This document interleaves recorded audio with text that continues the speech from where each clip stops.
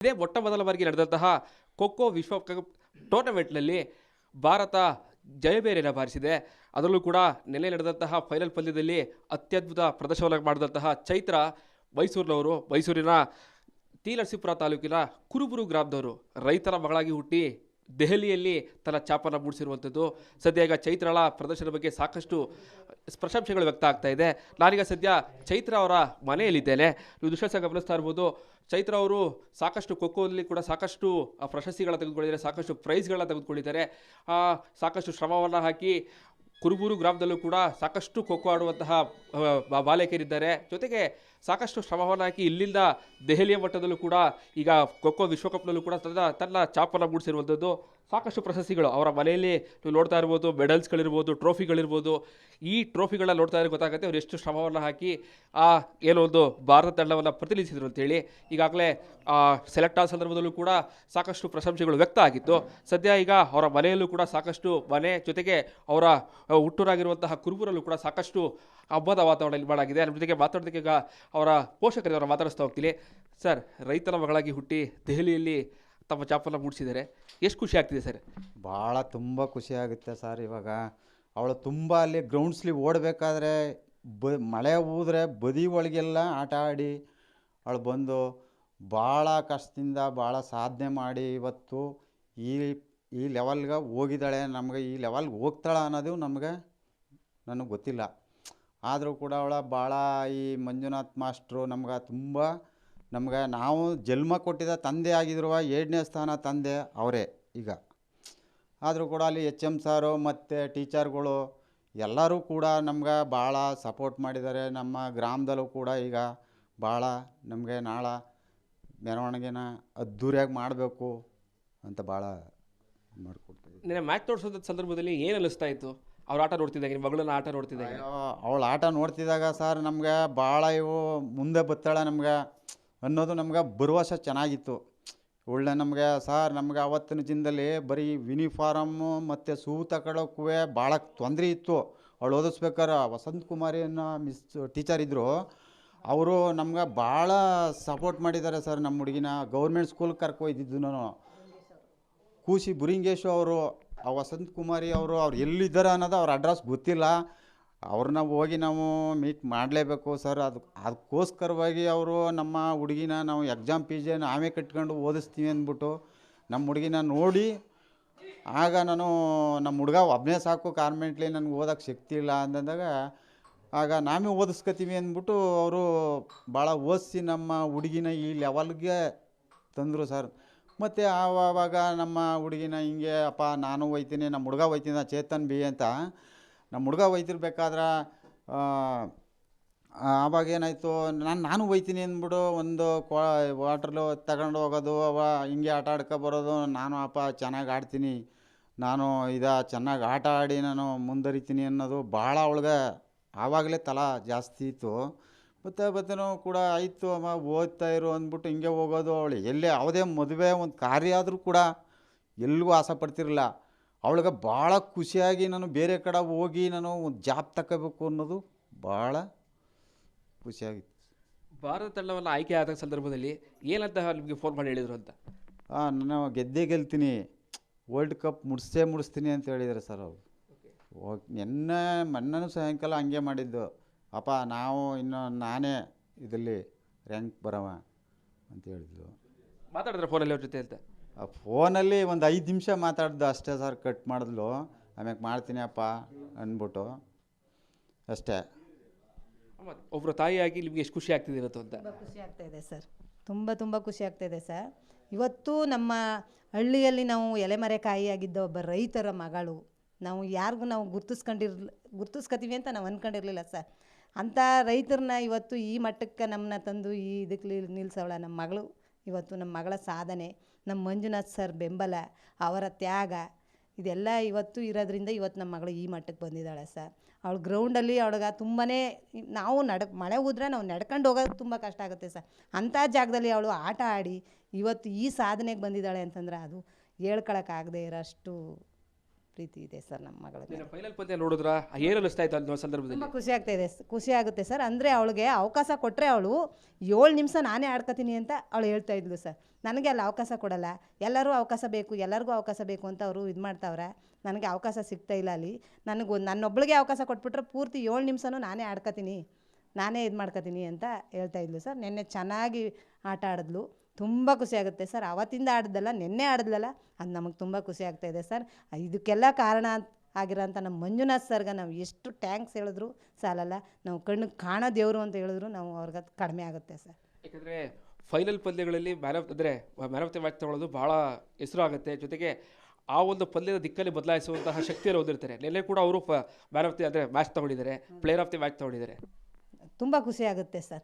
ಎಷ್ಟು ಹೇಳಬೇಕು ಅಂತ ಹೇಳೋಕೆ ಆಯ್ತೇ ಇಲ್ಲ, ಅಷ್ಟು ಖುಷಿ ಆಗುತ್ತೆ ಸರ್. ನಿನ್ನೆ ಆಡಿದ್ಲಲ್ಲ, ಅದು ನಂಗೆ ತುಂಬ ಖುಷಿ ಆಗ್ತಾಯಿದೆ ಸರ್. ಅವತ್ತಿಂದ ಆಡಿದ್ಲಲ್ಲ, ಅದಕ್ಕಿಂತನೂ ಮೊನ್ನೆನೂ ಚೆನ್ನಾಗಿ ಆಡಿದ್ಲು. ನಿನ್ನೆ ಆಡಿದ್ಲು ಸರ್, ತುಂಬ ಬೆಸ್ಟ್ ಪ್ಲೇಯರಾಗಿ ಆಡಿದ್ಲು. ಅವಳಿಗೆ ಅವಾರ್ಡು ಬಂತು ನಿನ್ನೆ. ಆ ಅವಾರ್ಡ್ಗೋಸ್ಕರ, ನಿನ್ನೆ ಖುಷಿಗೋಸ್ಕರ ನಾನು ಕಾಯ್ತಾ ಇದ್ದೆ. ನಿನ್ನೆ ತುಂಬ ತುಂಬ ಖುಷಿ ಆಯಿತು ಸರ್ ನನಗೆ. ಯಾಕಂದರೆ ಪ್ರಧಾನಮಂತ್ರಿಗಳಿರ್ಬೋದು, ಮುಖ್ಯಮಂತ್ರಿಗಳಿರ್ಬೋದು, ಎಲ್ಲರೂ ಕೂಡ ಟ್ವಿಟ್ಟಲ್ಲಿ ಒಂದು ಸಂದೇಶವನ್ನು ರವಾನೆ ಮಾಡಿದ್ದಾರೆ, ಬೆಸ್ಟ್ ಆಫ್ ಲಕ್ ಅಂತ ಹೇಳಿದ್ದಾರೆ. ಹೌದು ಸರ್, ತುಂಬ ಖುಷಿ ಆಯಿತು ಸರ್. ಅದಕ್ಕೋಸ್ಕರನೇ ವೆಯ್ಟ್ ಮಾಡ್ತಾಯಿದ್ದೆ ಸರ್. ನನ್ನ ಮಗಳಿಗೆ ಚೆನ್ನಾಗಿ ಆಡಿದ್ರೂ ಅಲ್ಲಿ ಯಾಕೆ ಈ ಥರ ಇದು ಮಾಡ್ತಾಯಿದ್ದಾರೆ ಅಂತ ಅನ್ಕೋತಾ ಇದ್ದೆ.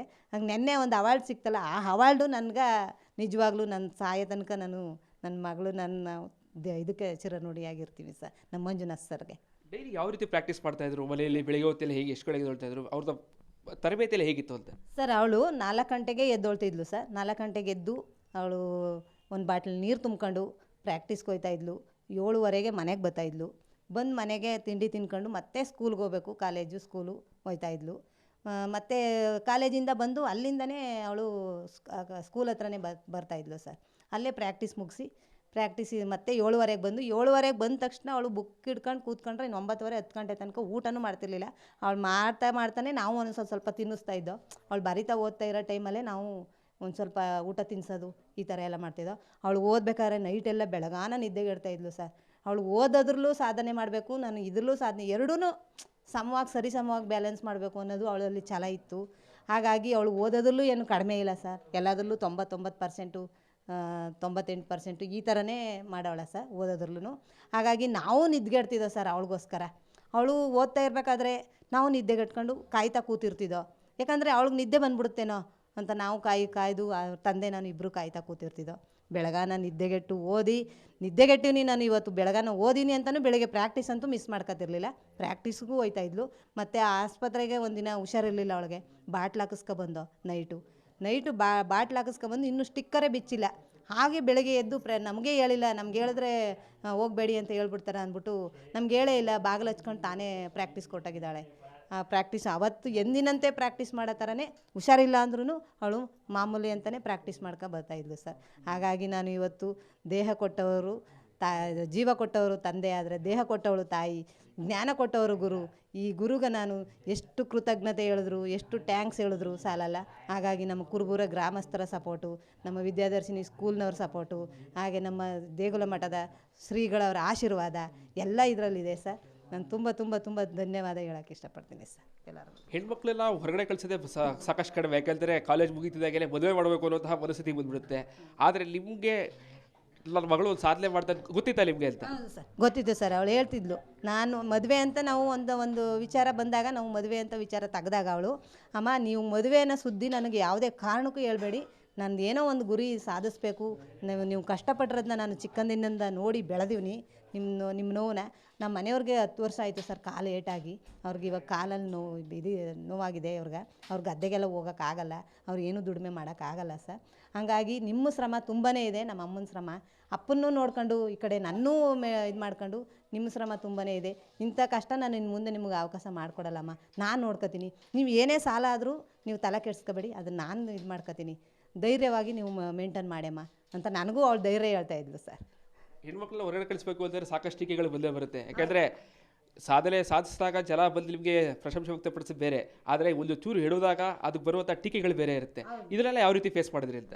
ಅದನ್ನು ನಾವು ಅವ್ರು ಏನೇ ಹೇಳಿದ್ರು ನನ್ನ ತಲೆಗೆ ಇದು ಮಾಡ್ಕೊಳ್ಳಿಲ್ಲ ಸರ್, ತಲೆಗೆ ಹಾಕೊಳ್ಳಿಲ್ಲ. ಹೇಳ್ತಿದ್ರು ಸರ್, ಎಲ್ಲರೂ ಚಡ್ಡಿ ಹಾಕೊಂಡು ಕುಣಿತಾರೆ, ಇವರು ದೇಶ ತಿರ್ಗಕ್ಕೆ ಕಳಿಸ್ತಾರೆ. ಒಬ್ಳು ನನ್ನ ಜೊತೆಗೆ ಹೇಳೇ ಬಿಟ್ಲು, ನಾಚಿಕೆ ಇಲ್ಲದೆ ದೇಶ ತಿರ್ಗಕ್ಕೆಲ್ಲ ಕಳಿಸ್ಬಿಟ್ಟು ಮಾತಾಡೈ ಅಂತ ಎಲ್ಲ ಹೇಳಿದ್ರು ಸರ್. ನಾನು ಅದನ್ನು ನಾವು ಲೆಕ್ಕಿಸ್ನಿಲ್ಲ ಸರ್, ಅವ್ರು ಏನೇ ಅಂದ್ರೂ ನಾವು ಲೆಕ್ಕಿಸ್ನಿಲ್ಲ. ಯಾಕಂದರೆ ನಮ್ಮ ಮಗಳ ಮೇಲೆ ನಮಗೆ ತುಂಬ ಭರವಸೆ ಇತ್ತು, ನಂಬಿಕೆ ಇತ್ತು. ನಮ್ಮ ಮಗಳು ಏನು ಅನ್ನೋದನ್ನ ನಾನು ನೋಡಿದ್ದೀನಲ್ವ, ಹಾಗಾಗಿ ನಮ್ಮ ಮಗಳ ಮೇಲೆ ನಂಬಿಕೆ ಇತ್ತು. ಆ ನಂಬಿಕೆನ ನನ್ನ ಮಗಳು ಉಳಿಸ್ತಾಳೆ ಅನ್ನೋ ಒಂದು ಭರವಸೆ ಇತ್ತು. ಆ ಭರವಸೆನ ಇವತ್ತು ನಮ್ಮ ಮಗಳು ನಮ್ಗೆ ಗ್ಯಾರಂಟಿ ಕೊಟ್ಟಿದ್ದಾಳೆ. ಅದು ನಂಗೆ ತುಂಬ ಖುಷಿ ಆಗುತ್ತೆ ಸರ್. ಕೂಡ ಕೊನೆಯದಾಗಿ ಸಾಕಷ್ಟು ಮನೆಗಳಲ್ಲಿ ಹೆಣ್ಮಕ್ಳೆಲ್ಲ ಹೊರಗಡೆ ಕಳ್ಸೋಕೆ ಈಗಲೂ ಕೂಡ ಭಯ ಪಡ್ತಾರೆ, ಅಂಥವ್ರಿಗೆಲ್ಲ ಏನು ಹೇಳ್ತೀರಾ ಅಂತ?